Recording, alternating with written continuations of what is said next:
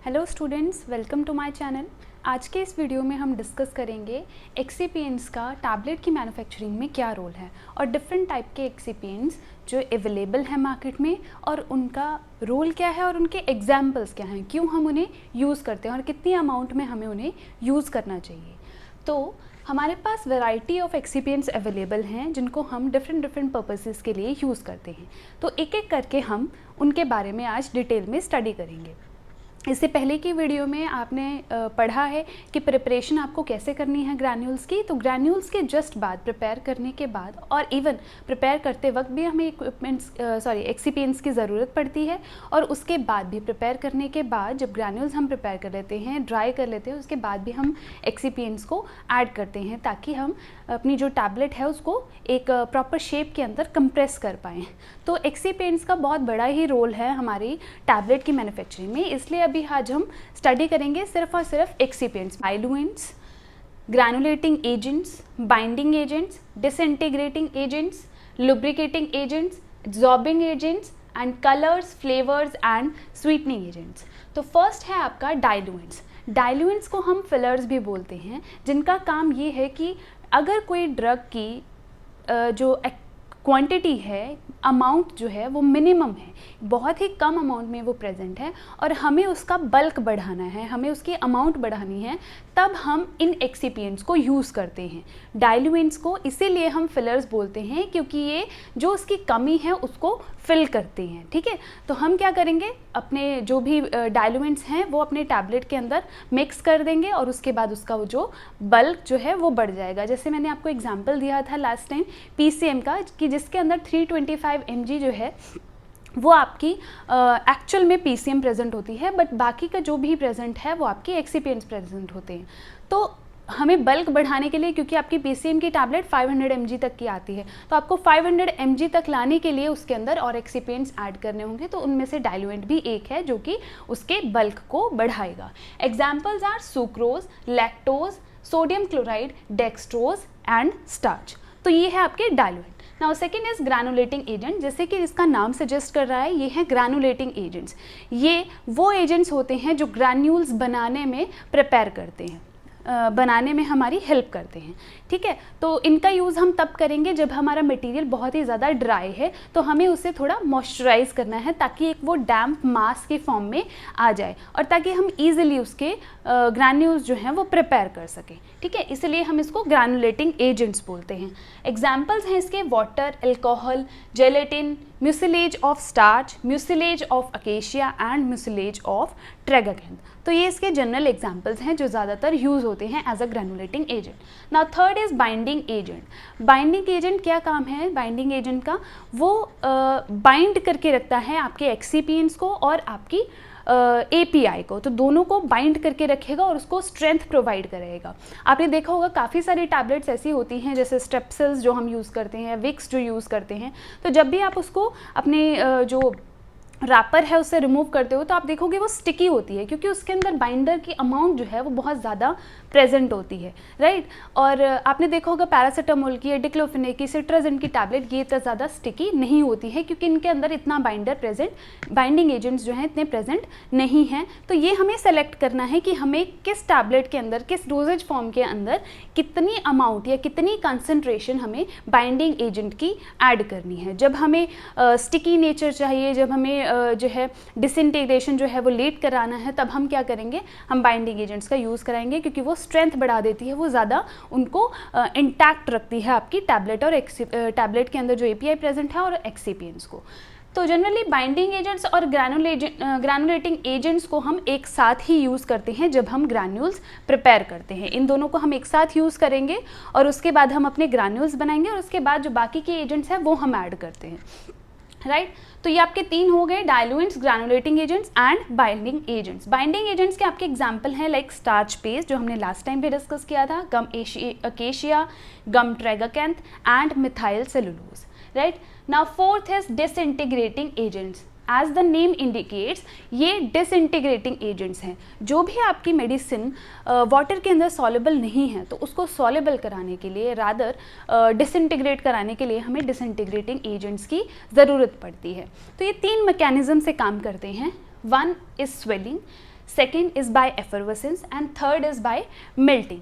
तो अगर हम पोटैटो स्टार्च या फिर मेज स्टार्च या फिर व्हीट स्टार्च जो है अपनी ड्रग के अंदर ऐड करते हैं, तो क्या होगा, जब भी आप अपनी ड्रग को वाटर के साथ सॉल्युबल कराओगे तो वो स्वेल कर जाएगी, वो फूल जाएगी और उसके बाद आपकी जो ड्रग है वो डिसइंटीग्रेट होना स्टार्ट हो जाएगी। तो एक तो ये इसका मैकेनिज्म है। Second is by effervescence.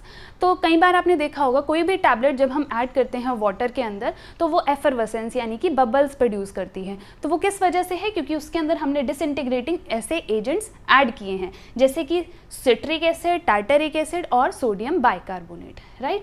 Then third is by melting. कुछ एजेंट्स ऐसे होते हैं जो रूम टेम्परेचर पे जो है वो मेल्ट हो जाते हैं, तो ऐसे भी हम डिसइंटीग्रेटिंग एजेंट्स ऐड कर सकते हैं, फॉर एग्जांपल कोकोआ बटर। लेकिन डिसइंटीग्रेटिंग एजेंट्स को ऐड करने से पहले हमें ये चीज़ ध्यान रखनी होगी कि हमें अपनी टैबलेट के अंदर वो कब ऐड करना है। जनरली जितनी भी टैबलेट्स मैन्युफैक्चर की जाती हैं वो 2 हाफ्स के अंदर हम डिसइंटीग्रेटिंग एजेंट्स जो हैं ऐड करते हैं। हाफ डिसइंटीग्रेटिंग एजेंट्स जो हैं वो आपके ग्रैन्यूल्स के बनते टाइम यूज़ होंगे और देन उसके बाद जब आप ग्रैन्यूल्स को प्रिपेयर कर लोगे, उनको ड्राई कर लोगे और उसके बाद हाफ डिसइंटीग्रेटिंग एजेंट्स वहाँ पर ऐड होंगे और उसके बाद आपकी टैबलेट जो है वो कंप्रेस होगी। तो हाफ क्वांटिटी में ये पहले और बाद में यूज़ होते हैं, right. Then fifth one is lubricating agents. Lubricating agents जो हैं वो टैबलेट को एलिगेंस प्रोवाइड करते हैं, वो टैबलेट को बचाते हैं कि टैबलेट जो है वो आपकी डाइस और पंचेस के बीच में चिपक ना जाए या फिर डाइस के अंदर चिपक ना जाए, ठीक है, और उसके फ्लो को वो बढ़ाते हैं। तो जनरली 3 तरह के हम लुब्रिकेटिंग एजेंट्स यूज़ करते हैं। First is lubricants, second is glidants and third one is anti adhesive agents. अब वन बाय वन हम इसको स्टडी करते हैं कि क्या होता है। First is lubricants. लुब्रिकेंट्स ये वो होते हैं जो कि पार्टिकल्स के बीच में फ्रिक्शन को रिड्यूस करते हैं, क्योंकि फ्रिक्शन जितना ज़्यादा होगा उतना ही ज़्यादा चार्ज डेवलप होगा, ठीक है। तो हमें क्या करना है, फ्रिक्शन को रिड्यूस करना है। और दूसरा, एक तो पार्टिकल्स के बीच में, दूसरा जब वो टैबलेट आपकी डाइज और पंचेस के बीच में रहेगी तो ऐसा नहीं होना चाहिए कि डाइज के अराउंड आपकी टैबलेट जो है वो स्टिक कर जाए, क्योंकि वहाँ से भी निकलना उसका बहुत ज़रूरी है। इसीलिए इस पर्पस को सॉल्व करने के लिए हम उसके अंदर लुब्रिकेंट्स एजेंट ऐड करते हैं। Examples are talc, magnesium stearate and calcium stearate. Now second is glidants. Glidants क्या होते हैं? ग्लाइडेंट्स जनरली टैबलेट की फ्लो प्रॉपर्टी को एनहांस करते हैं। अब आपने देखा होगा बहुत सारी मशीन्स ऐसी होती हैं जो कि एक टैबलेट को बनाती हैं, देन एक टैबलेट निकलती है, जब वो बन जाती है प्रॉपर कंप्रेस हो जाती है, उसके बाद दूसरे ग्रैन्यूल्स आते हैं, वो ग्रैन्यूल्स डाइस के अंदर फिल हो जाते हैं और उसके बाद वो फिर पंच होती है और फिर अगली बार निकल जाती है, राइट। तो एक फ्लो चाहिए वहाँ पे कि टैबलेट एक जगह पे स्टिक ना करे। एक बार अगर टैबलेट आपकी पंच हो गई है, कंप्रेस हो गया है, तो उसके बाद वो निकल जाए। तो उस फ्लो के लिए, उस फ्लो को मेंटेन करने के लिए हम ग्लाइडेंट्स को ऐड करते हैं, ताकि कहीं पर भी आपकी जो टैबलेट कंप्रेस होकर बन गई है वो वहाँ पर रुके नहीं, बल्कि वो आगे फ्लो कर जाए और आपकी किसी भी जो मटेरियल है वहाँ पर वो उसके साथ स्टिक ना करे, right. Then next is anti adhesive agents.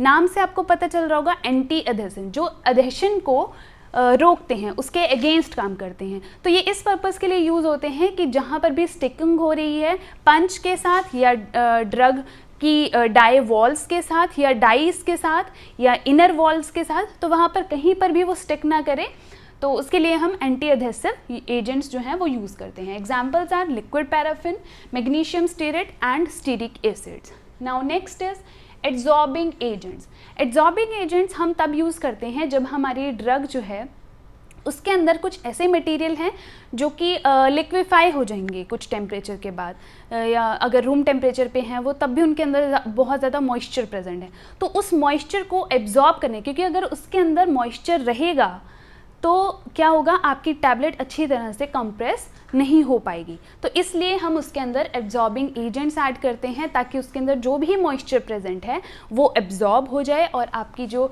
Granules हैं वो ड्राई फॉर्म में आए और फिर उसके बाद आप उसको कंप्रेस कर दो और वो ईजीली कंप्रेस हो जाए। इसके एग्जाम्पल्स हैं magnesium carbonate, starch and kaolin. Then last and the most important one excipients is colours, flavours and sweetening agents. आपने बहुत सारी टैबलेट्स ऐसी देखी होंगी जो फ्लेवर्स में आती हैं और जो कलर्स में आती हैं, जैसे पिंक कलर होता है या ऑरेंज कलर की टैबलेट आती है ट्रायंगुलर शेप में। कुछ एंटीबायोटिक्स ऐसी आती हैं जो ऑरेंज शेप में आती हैं, राइट। तो कलर्स हम ऐसे ही यूज़ करेंगे जो कि सर्टिफाइड हों, जो कि अप्रूव्ड हों FDA से, फूड एंड ड्रग एडमिनिस्ट्रेशन से, फिर आप फर्दर उनको यूज़ करोगे कलर्स को। फ्लेवर्स की अगर हम बात करें तो हम फ्लेवर्स इसलिए यूज़ करते हैं ताकि हम उसके एक्सेप्टेबिलिटी को बढ़ा सकें और आपको वो देखने में भी अच्छी लगे और स्मेल करने में भी अच्छी लगे। तो साइकोलॉजिकली हमारा फिर अब मन करेगा कि हम वो टैबलेट लें। जैसे हम विक्स जो है प्रेफरेबली कोई भी फ्लेवर अगर हमें अच्छा लगता है, मिंट फ्लेवर अच्छा लगता है, तो हम स्पेसिफिकली वही चूज़ करते हैं, ठीक है। तो सोर थ्रॉट अगर आपका हो रहा है, थ्रॉट इन्फेक्शन, अगर आपको कोल्ड वगैरह, कॉमन कोल्ड अगर कफ वगैरह हो रहा है, तब आप मिंट वाली या ऑरेंज वाली प्रेफर करते हो, विक्स या स्ट्रेप्सिल्स, राइट। तो फ्लेवर्स का बहुत बड़ा रोल है। Then last is sweetening agents. Sweetening agents हम इसलिए यूज़ करते हैं ताकि अगर कोई भी आपकी ड्रग जो है वो बिटर है या नॉजियस है तो उसके लिए हम उसके अंदर स्वीटनिंग एजेंट्स, जैसे कि लोजेंजेस आपकी बनाई जाती हैं, उसके अंदर स्वीटनिंग एजेंट्स ऐड होते हैं। कॉफसिल्स की टैबलेट्स आपने देखी होंगी, विक्स एक्शन 500 की टैबलेट आपने देखी होंगी, जिसके अंदर स्वीटनिंग एजेंट्स बहुत ही अच्छे अमाउंट में प्रेजेंट होते हैं और वो हमें खाने में भी मीठी लगती हैं और वो हम इजीली एडमिनिस्टर कर लेते हैं। तो जनरली जो स्वीटनिंग एजेंट्स यूज़ करते हैं हम, वो सुक्रोज, लैक्टोज और मैनिटोल जो है वो सबसे ज़्यादा यूज़ होने वाले स्वीटनिंग एजेंट्स हैं। So this is all about the excipients.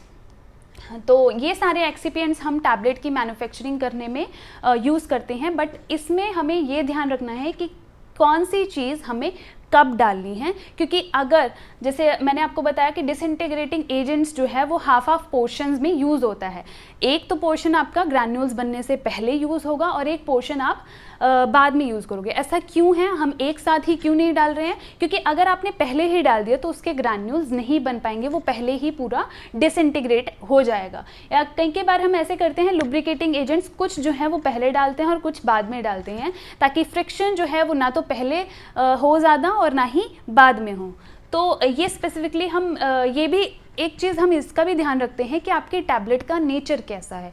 आपकी टैबलेट जिस तरह की होगी हम उसी के अकॉर्डिंग उसका एक्सीपिएंट चूज़ करेंगे, क्योंकि एक्सीपिएंट और टैबलेट के एपीआई का साथ में कंपैटिबल होना बहुत ज़रूरी है। अगर वो एक दूसरे के साथ कंपैटिबल नहीं है तो आपका कोई मतलब नहीं बनता है कि कोई भी एक्सीपिएंट आप टैबलेट की मैन्युफैक्चरिंग में यूज़ करो। जैसे डायबिटीज़ की एक टैबलेट आती है मेटफॉर्मिन के साथ सपोज़ कीजिए आपका डिसइंटीग्रेटिंग एजेंट्स में पोटैटो स्टार्च या मेज स्टार्च जो है कंपैटिबल नहीं है, तो उस केस में आप ये नहीं यूज़ कर सकते हो। उस केस में आपको कोई और डिसइंटीग्रेटिंग एजेंट्स जो है वो यूज़ करना होगा। तो इस तरह से हम सेलेक्ट करते हैं। तो आई होप आपको ये लेक्चर समझ आया हो। अगर आपको कोई भी प्रॉब्लम है तो आप प्लीज़ कमेंट सेक्शन में कमेंट करके बताइएगा। And thank you so much. And yes, अगर आपको मेरी स्पीड स्लो या फास्ट लगती है तो वो भी प्लीज़ मुझे फीडबैक आप कमेंट सेक्शन में बताइएगा, तो उसके अकॉर्डिंगली मैं इम्प्रूव करूँगी अपने लेक्चर्स। Thank you.